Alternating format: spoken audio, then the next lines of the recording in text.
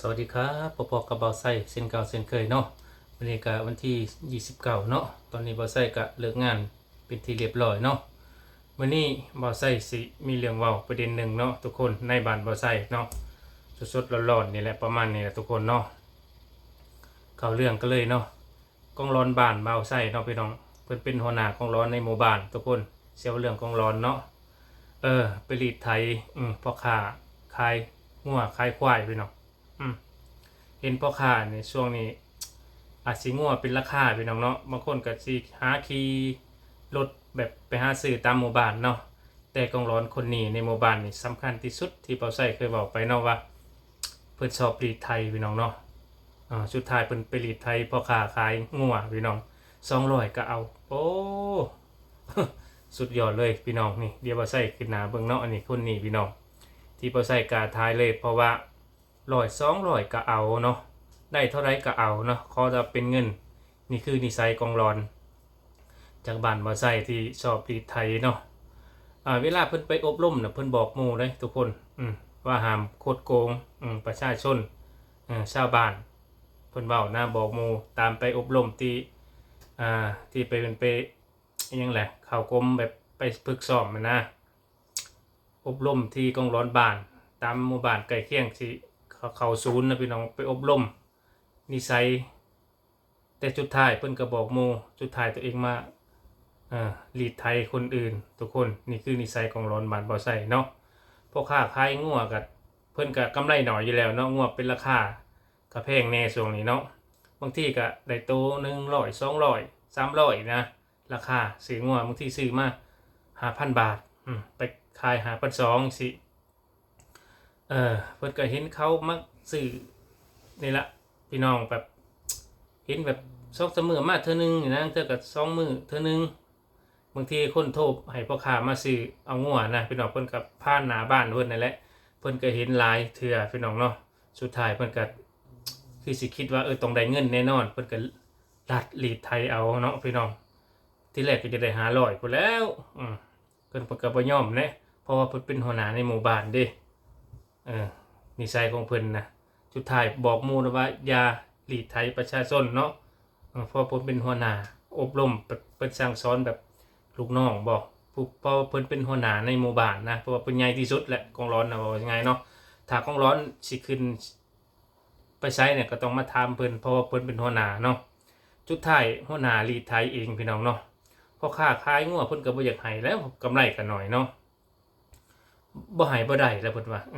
เป็นหน้าที่เนาะในหมู่บ้านค่าน้ำค่าในเพิ่นว่าห่วยก็เว้ากระทงเติบแล้วเราก็บ่อยากให้แน่แล้วเนาะที่บ่ใช่ที่เห็นว่าไงเนาะ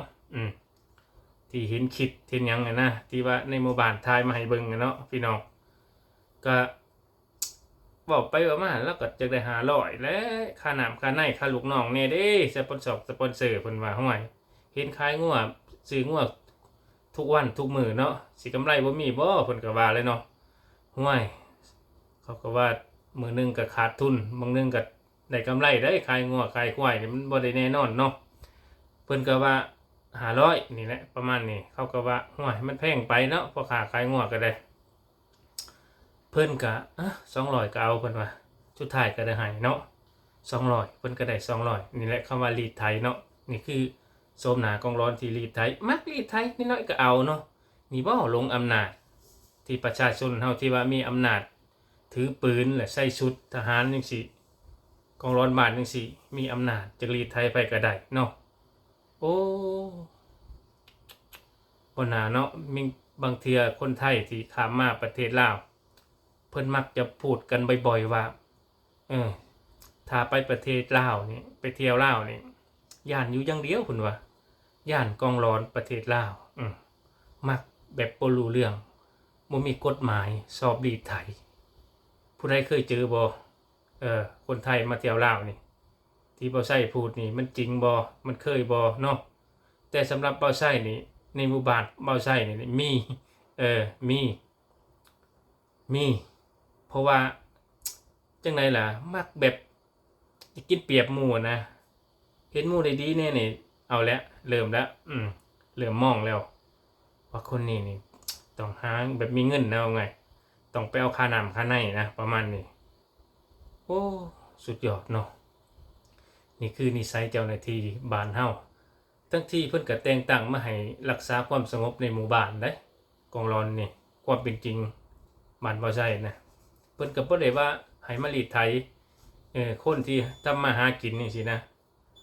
ก็บ่ฮู้เพิ่นคิดจังไดเนาะเพิ่นคืออยากลีดไถเล็กๆน้อยๆก็เอาทั้งที่เพิ่นสิมารักษาความสงบในหมู่บ้านบ่แม่นเพิ่นให้มาลีดไถเนาะแต่ความสันดานของเพิ่นความแบบอยากได้อยากมีอยากกินหมูนะอย่างน้อยนี่น้อย10 บาท20 บาทก็เอาเนาะขอว่าแต่ว่า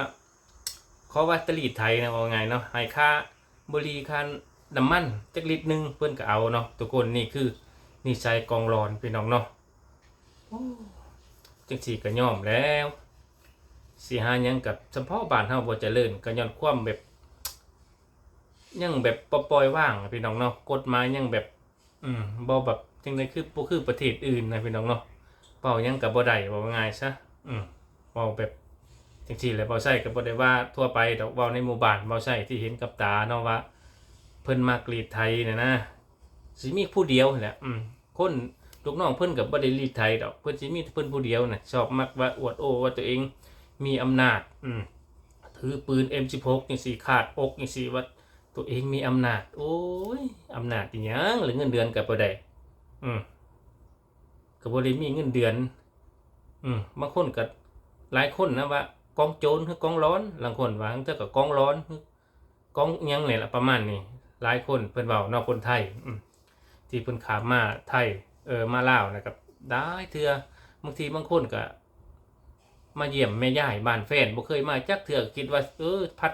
ทำพาสปอร์ตขามแม่น้ำแม่น้ำโขงมาจังซี่นี่เพื่อจะมาเที่ยวบ้านแฟนให้มีความสุขสุดท้ายกองร้อนยางไปเลยพี่น้องเนาะที่บ่ใช่ดิก็เคยได้ยินว่าคนไทยได้เมียลาวแล้วมาเที่ยวบ้านนี่แม่ย่ายบ้านแฟนเจอกองร้อนรีดไทยบ่ได้เอา100 200เด้พุ่นอยากเอา1,000 2,000พุ่นสิ่งที่เพิ่นต้องการถ้าบ่ได้ก็บ่ให้อยู่จังซี่ไล่กลับประเทศทั้งที่ทำพาสปอร์ตถูกต้องเนาะบ้านเฮาเด้ไปทำถูกต้องไปประเทศเพิ่นก็บ่เคยว่าสิไล่เฮากลับบ้านบ่เคยจะรีดไทยแค่เพิ่นเบิ่งว่าตม.จำประทับตาให้เพิ่นก็ให้ผ่านจักนอนไสก็ได้นะแต่เป็นหยังบ้านเฮาบัดคนไทยมาปุ๊บบางทีพัดมาอยากรีดไทยเพิ่นเนาะนี่คือนิสัยของร้อนบ่ใช่เว้าข่าวๆเนาะแต่เจอกับในหมู่บ้านบ่ใช่เองที่ว่ารีดไทยพอค้าขายงัวนะ100 200ก็เอาจนเราเบื่อแหละพี่น้องคิดว่าเนาะถ้าคงสิจำหน้าละผู้นี้ละมักรีดไทยแต่เฮ็ดหยังบ่ได้เนาะเพราะว่าเพิ่นมีอำนาจเพิ่นว่าเพิ่นใหญ่ที่สุดในหมู่บ้านเพราะว่าเป็นหัวหน้ามีหยังก็ต้องขึ้นกับเพิ่นว่าเนาะนี่คือนิสัยของร้อนเพิ่นพูดโอ้เปลี่ยนได้เด้อหัวหน้าเอ้ยจังซี่ก็บ่ไหวเด้ถ้าเจ้าไปประเทศอื่นนี่เจ้าก็บ่รอดเด้เดี๋ยวเขาตุยเจ้าเด้ถ้าเขาเอาขึ้นจะสิเจ็บหนักเด้ระวังเด้อบ่ไหวเปลี่ยนเด้อนิสัยเจ้าล่ะเนาะนี่คือนิสัยของร้อนมักรีดไทยชาวบ้านเนาะบ่ว่าคนไทยคนลาวก็โดนคือกันเนาะในหมู่บ้านนั่นแหละรถเสียงดังข่อยก็ปรับเจ้าจังซี่นะเจ้ารถแต่งน่ะข่อยมองเลยคันปรับบ่ได้ข่อยก็แจ้งพุ่นให้คนอื่นมาพุ่นบางทีความนิสัยของเพิ่นเฉพาะผู้เดียวในหมู่บ้านบ่ใช่แล้วบ่ได้เว้าโจ้จมคนอื่นเนาะหลงอำนาจว่าตัวเองนี่ถือปืนอังกา M16 ถือว่ามาดใหญ่มันกล้ามนี่จากหน่อยพุ่งขึ้นจังซี่พี่น้องแขนโอ้ยยางว่าเป็นไม้ไทยพุ่นละเว้าง่ายๆฝากไว้คิดเด้อกองร้อนเปลี่ยนนิสัยแบบนี้มักรีดไถคนอื่นบ่ดีคลิปหน้าจึงถ้าเจ้ายังเป็นแบบนี้ขอสิมาแชร์เจ้าอีกสมัยดี